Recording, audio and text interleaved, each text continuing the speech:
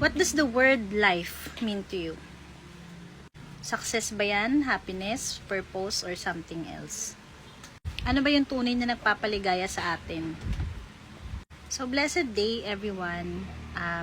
It is January 12, 2026. And as I always share every day, yung aking daily devotion. So, whether you like it or not, I will share my devotion for today. I pray that this will bless you just as it did to me.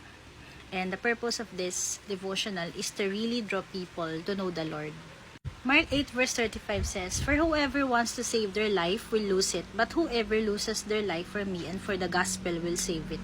So these words are spoken by Jesus sa kanyang mga disciples, mga panahon na siya ay nagtuturo about the kingdom of God or about the word of God. So tinuturo po niya dito, he means that true life is found not in self-preservation, but in surrender. Diba? And clinging to our own desires sometimes leads to loss, but giving our lives fully to Jesus Christ brings eternal life and true purpose. So mentras daw na you want to cling on or to save your life, the more you lose it.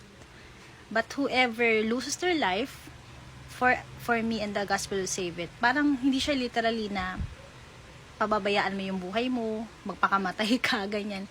Losing your life means to slowly or gradually die to yourself so you could start living for God.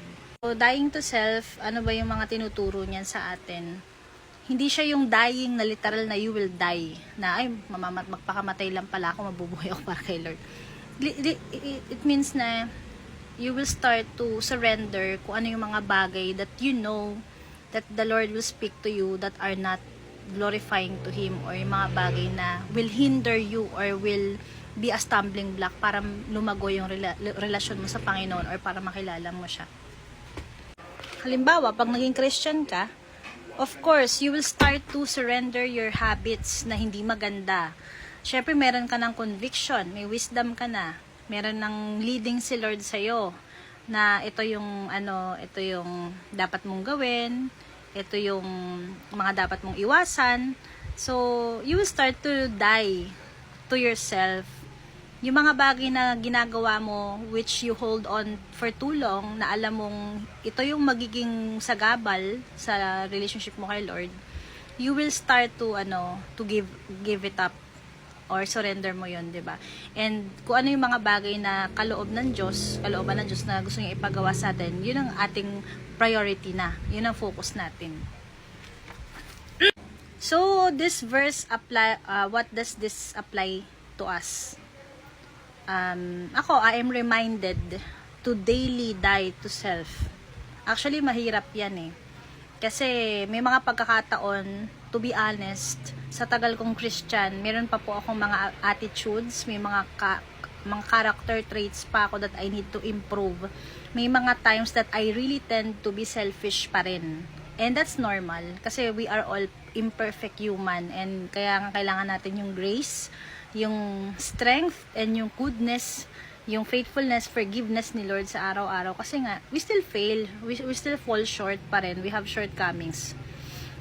Pero pinakamaganda doon is you choose obedience over comfort. It says here, following Jesus may require sacrifice. Pero yung pagtitiwala natin kay Lord, it will really lead to a life that truly matters. And it's all worth it to obey Jesus and to follow Him and to give our lives to Him. Diba? Obedience over comfort. Laging sinasabi ng pastor namin na God is more concerned than your character rather than your comfort. So minsan, hindi naman sa walang pakialam si Lord sa physical discomfort, pero sometimes He allows that for Him to see yung genuineness ng ating faith and how we will respond. Kung halimbawa mo, natututo ba tayo? Di ba parang sa exam, kailangan mag-exam para malaman kung natuto ba yung mga estudyante, kung makakapasa sila, kung naintindihan ba nila tinuro ng teacher. So, ganun din tayo. This will test our, yung knowledge din natin ba, yung mga natutunan natin sa Word ni God, yung sa mga nangyayari sa life mo, how will you respond or how will you apply your faith in those situations? So, yun. And parang nangyari kay Job, yung aking devotion is about kay Job din eh, yung Bible journaling ko. Doon talaga maintindihan mo that the purpose of suffering is not just punishment. Kasi iba pag naghihirap ka, ay karma yan, ay nagdurusa ka kasi may ginawa kang kasalanan. Part of it, yes, consequences po ng ating mga actions na nagawa. So, whether good or bad na may nagawa tayo, it has consequences. Pero not just only that eh. Ang purpose po niyan is transformation to bring us, to draw us closer to the Lord and for us to repent and humble ourselves na hindi natin talaga, our life is not our own. Siyempre, si Lord ang masusunod kung anong mangyari sa buhay natin. And when He sees that we are starting to drift away, may tinatawag pong loving discipline ng Diyos. So, pag anak ng Diyos, kapag nagkamali, di ba ang magulang, kapag ang anak mo ay nagkamali, ang anak mo ay nagkasala, so, didisiplinahin mo siya. Kung hindi mo anak, ba't mo didisiplinahin, hindi mo naman anak yun, hindi mo cargo yun. So, dahil mahal tayo ng Lord, of course, whenever we have done wrong, or we are, meron tayong mga times na parang nalilihis tayo ng landas, syempre si Lord, gagawin niya talaga lahat to bring us back to Him and pull us to the right track. So yun po.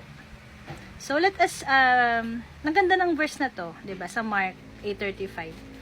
So my prayer here is for the Lord to help us surrender our plans, our dreams, our worries, our fears, everything, our heart's desires to Him.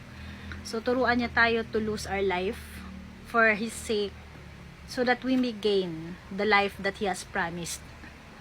Patatagin tayo ni Lord and yung bigyan tayo na strength to obey Him, to follow Him wholeheartedly, and following Jesus and giving our lives to Him, accepting Him as Lord and Savior is the best decision that we will ever do sa buhay natin. 'Di ba? So ayun, I hope na naka-encourage po ito sa inyo. So have a nice day, everyone, and blessed morning. Bye. Bye. Bye. Sabihin mo, Jesus. Jesus. Jesus, I got my hair like Jesus. Oh, Jesus loves you. Sabihin mo. Jesus loves you. Sabihin mo. Jesus loves you, everyone. God bless you.